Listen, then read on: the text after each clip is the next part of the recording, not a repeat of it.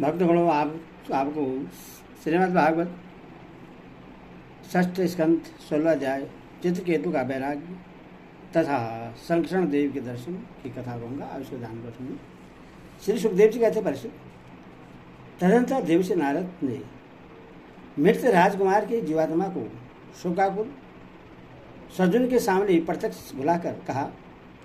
देवर्षि नारद ने कहा, जीवात्मन, तुम्हारा कल्याण हो। देखो, तुम्हारे माता पिता सुहृदय संबंधी तुम्हारे वियोग से अत्यंत शोकाकुल हो रहे हैं, इसीलिए तुम अपने शरीर में आ जाओ और शेष आयु अपने सगे संबंधियों के साथ ही रहकर व्यतीत करो। अपने पिता के दिए हुए भोगों को भोगो और राज सिंहासन पर बैठो। जीवात्मा ने कहा, देवर्षि जी, मैं अपने कर्मों के अनुसार देवता, मनुष्य, पशु, पक्षी आदि योनियों में न जाने कितने जन्मों से भटक रहा हूँ। उनमें से ये लोग किस जन्म में मेरे माता पिता हुए, विभिन्न जन्मों में सभी एक दूसरे के भाई बंधु, नाती पोती, शत्रु मित्र, मध्यस्थ, उदासीन और द्वेषी होते रहते हैं। जैसे स्वर्ण आदि क्रय विक्रय की वस्तुएं एक व्यापारी से दूसरे के पास जाती आती रहती है, वैसे जीव भी भिन्न भिन्न योनि में उत्पन्न होता रहता है। इस प्रकार विचार करने से पता लगता है कि मनुष्य की अपेक्षा अधिक दिन ठहरने वाले स्वर्ण आदि पदार्थों का संबंध भी मनुष्य के साथ स्थायी नहीं, क्षणिक ही होता है। और जब तक जिसका जिस वस्तु से संबंध रहता है, तभी तक उसकी उस वस्तु से ममता भी रहती है। जीव नित्य और अहंकार रहित है। वह गर्भ में आकर जब तक जिस शरीर में रहता है, तभी तक उस शरीर को अपना समझता है। यह जीव नित्य, अविनाशी, सूक्ष्म, जन्मादि रहित, सबका आश्रय और स्वयं प्रकाश है। इसमें स्वरूपतः जन्म, मृत्यु आदि कुछ भी नहीं है। फिर भी यह इस स्वरूप होने के कारण अपनी माया के गुणों से ही अपने आप को विश्व के रूप में प्रकट कर देता है। इसका न कोई अत्यंत प्रिय है और न अप्रिय, न अपना और न पराया, क्योंकि गुण दोष, हित अहित करने वाले मित्र शत्रु आदि की भिन्न भिन्न बुद्धि वृत्तियों का यह अकेला ही साक्षी है। वास्तव में यह अद्वितीय है। यह आत्मा कार्य कारण का साक्षी और स्वतंत्र है। इसलिए यह शरीर आदि के गुण दोष अथवा कर्म फल को ग्रहण नहीं करता, सदा उदासीन भाव से स्थित रहता है। श्री सुखदेव जी कहते हैं, यह जीवात्मा इस प्रकार कहकर चला गया। उसके सगे संबंधी उसकी बात सुनकर अत्यंत विस्मित हुए। उनका स्नेह बंधन कट गया और उसके मरने का शोक भी जाता रहा। इसके बाद जाति वालों ने बालक के मृतदेह को ले जाकर तत्कालोचित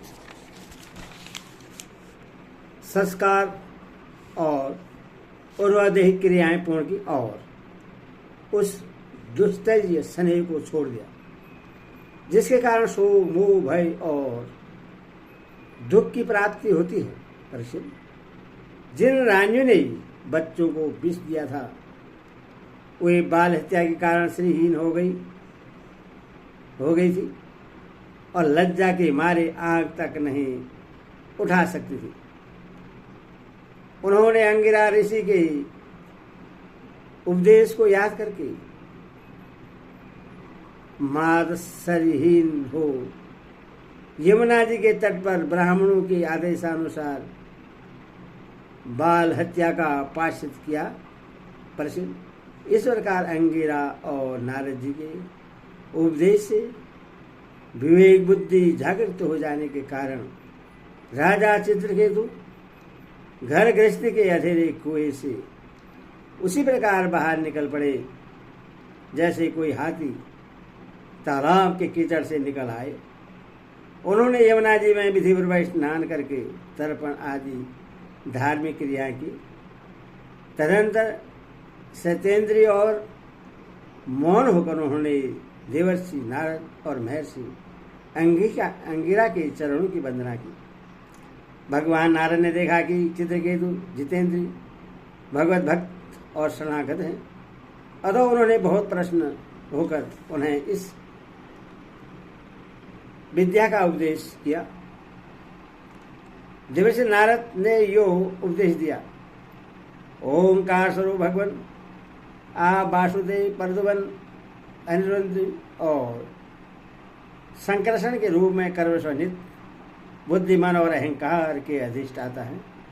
मैं आपके इस चतुर्व्यूह रूप का बार बार नमस्कार पूर्वक ध्यान करता हूँ। आप विशुद्ध विज्ञान स्वरूप हैं, आपकी मूर्ति परमानंदमयी है, आप अपने स्वरूभूत आनंदमय मग्न और परम शांत हैं। दैत्य दृष्टि आपको छू तक नहीं सकती। मैं आपको नमस्कार करता हूँ। अपने स्वरूभूत आनंद की अनुभूति से ही आपने मायाजनित राग देश आदि दोषों का तिरस्कार कर रखा है। मैं आपको नमस्कार करता हूँ। आप सबकी समस्त इंद्रियों के प्रेरक परम महान और विराट स्वरूप है।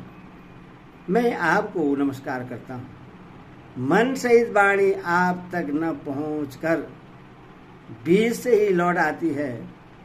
उसके उपरत हो जाने पर जो अद्वितीय नाम रूप रहित चेतन मात्र और कार्य कारण से परे की वस्तु रह जाती है, वो हमारी रक्षा करे।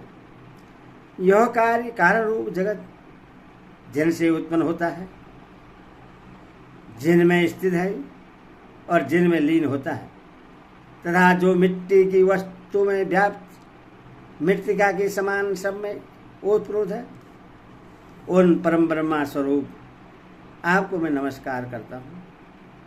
यदि भी आप आकाश के समान बाहर भीतर एक रस व्याप्त है, तथा भी आपको मन बुद्धि और ज्ञानेंद्रियां अपनी ज्ञान शक्ति से नहीं जान सकती और प्राण तथा कर्मेंद्रिय अपनी क्रियारूप शक्ति से स्पर्श भी नहीं कर सकती। मैं आपको नमस्कार करता हूँ। शरीर इंद्रिय प्राण मन और बुद्धि जागृत और स्वप्न अवस्थाओं में आपके चेतनाक्ष से युक्त होकर ही अपना पराया काम करते हैं, तथा सुषुप्त और मूर्छा की अवस्थाओं में आपके चेतना से युक्त न होने के कारण अपना अपना काम करने में असमर्थ हो जाते हैं। ठीक वैसे जैसे लोहा अग्नि से तप्त होने पर जला सकता है, अन्यथा नहीं। जिसे दृष्टा कहते हैं वह भी आपका ही एक नाम है। जागृत आदि अवस्था में आप उससे स्वीकार कर लेते हैं। वास्तव में आपसे पृथक उनका कोई अस्तित्व नहीं है। ओंकार स्वरूप महाप्रभावशाली महाविभूतिपति भगवान महापुरुष को नमस्कार है। श्रेष्ठ भक्तों का समुदाय अपने कर कमलों की कलियों से आपके युगल चरण कमलों की सेवा में संलग्न रहता है। प्रभु आप ही सर्वश्रेष्ठ हैं। मैं आपको बार बार नमस्कार करता हूँ।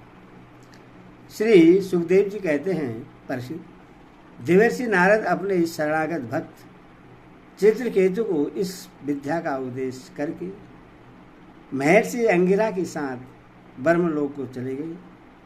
राजा चित्रकेतु ने देवर्षि नारद के द्वारा उपदिष्ट विद्या का उनके आज्ञा अनुसार 7 दिन तक केवल जल पीकर बड़ी एकाग्रता के साथ अनुष्ठान किया। तदनंतर उस विद्या के अनुष्ठान से 7 रात के पश्चात राजा चित्रकेतु को विद्याधरों का अखंड आधिपत्य प्राप्त हुआ। इसके बाद कुछ ही दिनों में उस विद्या के प्रभाव से उनका मन और भी शुद्ध हो गया। अब वे देवादिदेव भगवान शेष जी के चरणों के समीप पहुंच गए। उन्होंने देखा कि भगवान शेष जी सिद्धेश्वरों के मंडल में विराजमान हैं। उनका शरीर कमल नाल के समान गौरवर्ण है। उस पर नीले रंग का वस्त्र फहरा रहा है। सिर पर किरीट, बाहों में बाजूबंद, कमर में करधनी और कलाई में कंगन आदि आभूषण चमक रहे हैं। नेत्र रत्नारे हैं और मुख पर प्रसन्नता छा रही है। भगवान शेष का दर्शन करते ही राशि चित्रकेतु के सारे पाप नष्ट हो गए। उनका अंतकरण स्वच्छ और निर्मल हो गया। हृदय में भक्ति भाव की बाढ़ आ गई। नेत्रों में प्रेम के आंसू छलक आए। शरीर का एक एक रोम खिल उठा।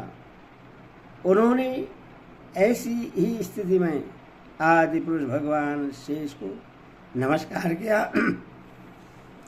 उनके नेत्रों से प्रेम के आंसू टप टप गिरते जा रहे थे। इससे भगवान शेष के चरण रखने की चौकी भीग गई। प्रमोदय के कारण उनके मुंह से एक अक्षर भी न निकल सका। वे बहुत देर तक शेष भगवान की कुछ भी स्तुति न कर सके। थोड़ी देर बाद उन्हें बोलने की कुछ शक्ति प्राप्त हुई। उन्होंने विवेक बुद्धि से मन को समाहित किया और संपूर्ण इंद्रियों की प्रवृत्तियों को रोका। पेरवन जगत गुरु की, जिनके स्वरूप का 5 रात्र आदि भक्ति शास्त्रों में वर्णन किया गया है, इस प्रकार स्तुति की। चित्रकेतु ने कहा, अजित जितेंद्री एवं समदर्शी साधु ने आपको जीत लिया है। आपने भी अपने सौंदर्य, माधुर्य, कारुण्य आदि गुणों से उनको अपने बस में कर लिया है। अहो, आप धन्य हैं, क्योंकि जो निष्काम भाव से आपका भजन करते हैं, उन्हें आप करुणा परवश होकर अपने आप को भी दे डालते हैं। भगवान जगत की उत्पत्ति, स्थिति और प्रलय आपके लीला विलास है। विश्व निर्माता ब्रह्मा आदि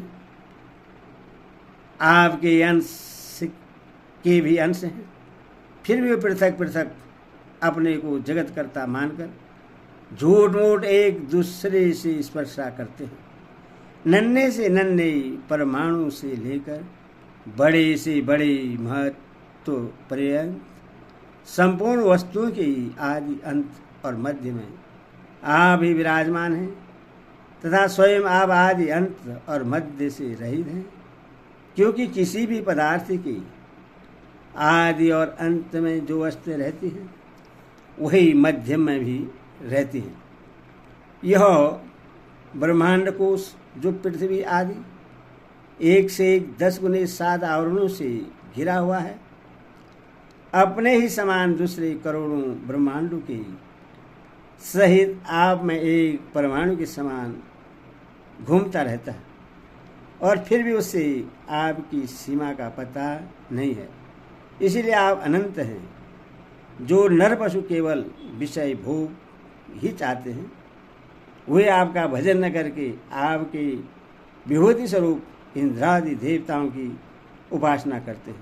प्रभु, जैसे राजकुल का नाश होने के पश्चात उसके अनुयायियों की जीविका भी जाती रहती है, वैसे शूद्र उपास्य देवों का नाश होने पर उनके दिए हुए भोग भी नष्ट हो जाते हैं। परमात्मन, आप ज्ञान स्वरूप और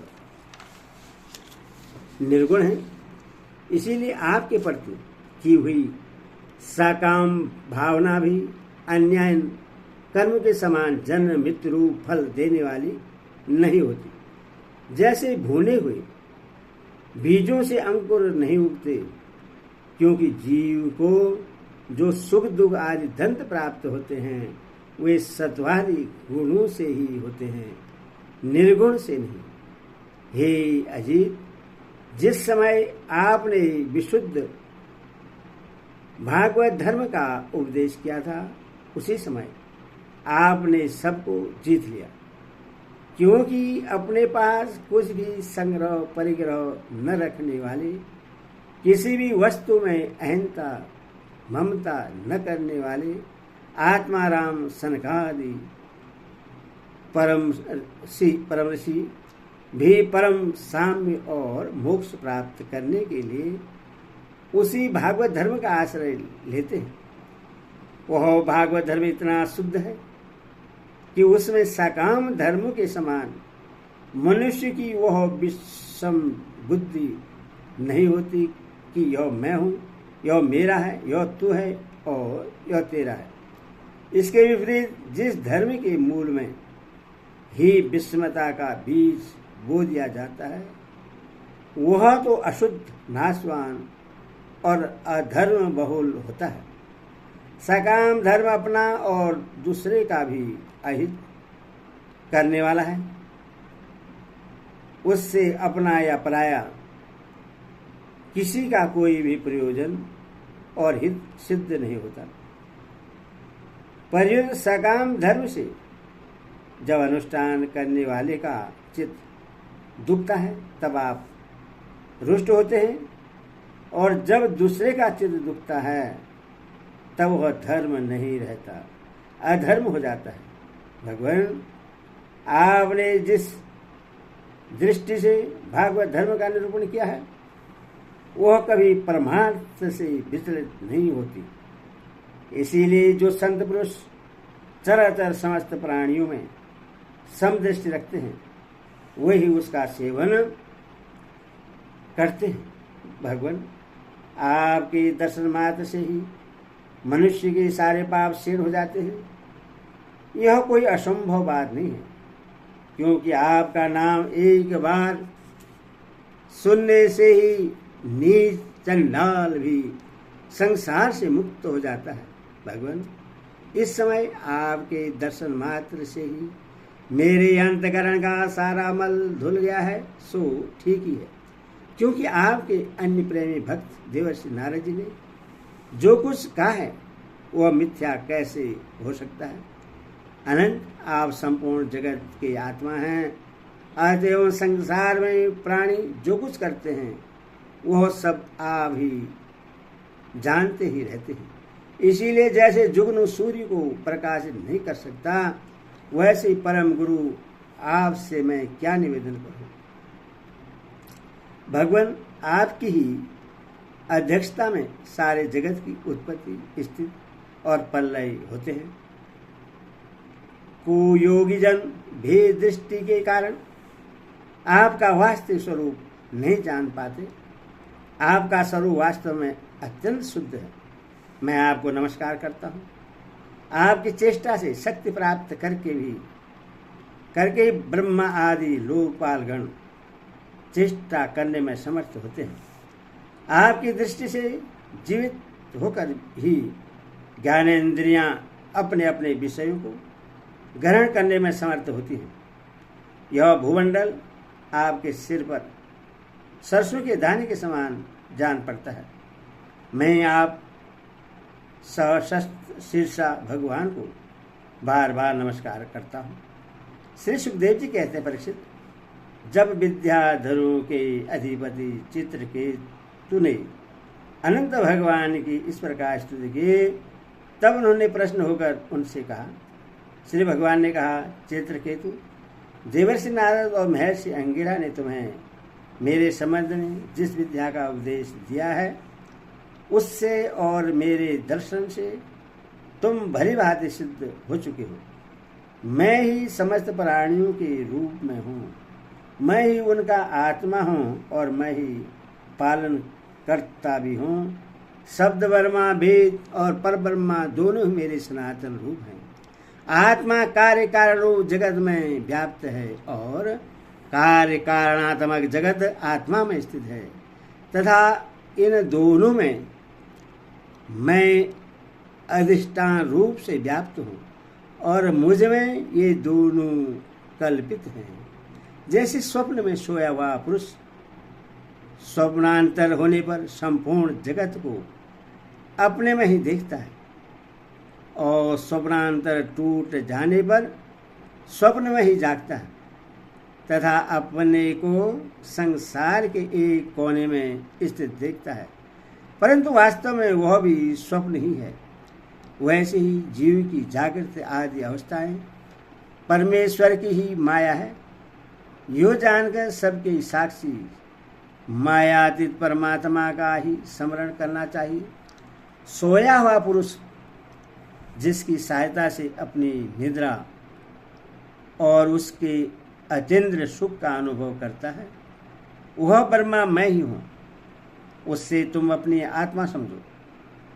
पुरुष निद्रा और जागृति इन दोनों अवस्थाओं का अनुभव करने वाला है। वह न अवस्थाओं में अनुगत होने पर भी वास्तव में उनसे पृथक है। वह सब अवस्थाओं में रहने वाला अखंड एक रस ज्ञान ही ब्रह्म है, वही परम ब्रह्म है। जब जीव मेरे स्वरूप को भूल जाता है तब वह अपने को अलग मान बैठता है। इसी से उसे संसार के चक्कर में पड़ना पड़ता है और जन्म पर जन्म तथा मृत्यु पर मृत्यु प्राप्त होती है। यह मनुष्य योनि ज्ञान और विज्ञान का मूल स्रोत है, जो इसे पाकर भी अपने आत्मस्वरूप परमात्मा को नहीं लेता, उससे कहीं किसी भी योनि में शांति नहीं मिलती। राजन, संसारी सुख के लिए जो चेष्टाएं की जाती हैं उनमें श्रम है, कलेश है, और जिस परम सुख के उद्देश्य से वे की जाती हैं उसके ठीक विपरीत परम दुख देती है। किंतु कर्मों से निवृत्त हो जाने में किसी प्रकार का भय नहीं है। यह सोचकर बुद्धिमान पुरुष को चाहिए कि किसी प्रकार के कर्म अथवा उनके फलों का संकल्प न करें। जगत के सभी स्त्री पुरुष इसीलिए कर्म करते हैं कि उन्हें सुख मिले और उनका दुखों से पिंड छूटे, परंतु उन कर्मों से न तो उनका दुख दूर होता है और न उन्हें सुख की ही प्राप्ति होती है। जो मनुष्य अपने को बहुत बड़ा बुद्धिमान मानकर कर्म के पचड़ों में पड़े हुए हैं उनको विपरीत फल मिलता है। यह बात समझ लेनी चाहिए। साथ ही यह भी जान लेना चाहिए कि आत्मा का स्वरूप अत्यंत सूक्ष्म है। जागृत, स्वप्न, सुषुप्ति इन तीनों अवस्थाओं तथा इनके अभिमानियों से विलक्षण है।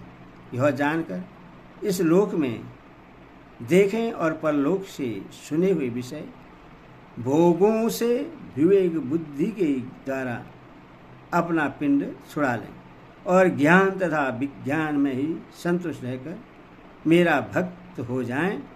जो लोग योग मार्ग का तत्व समझने में निपुण हैं उनको भली भांति समझ लेना चाहिए कि जीव का सबसे बड़ा स्वार्थ और परमार्थ केवल इतना ही है कि वह ब्रह्मा और आत्मा की एकता का अनुभव कर ले।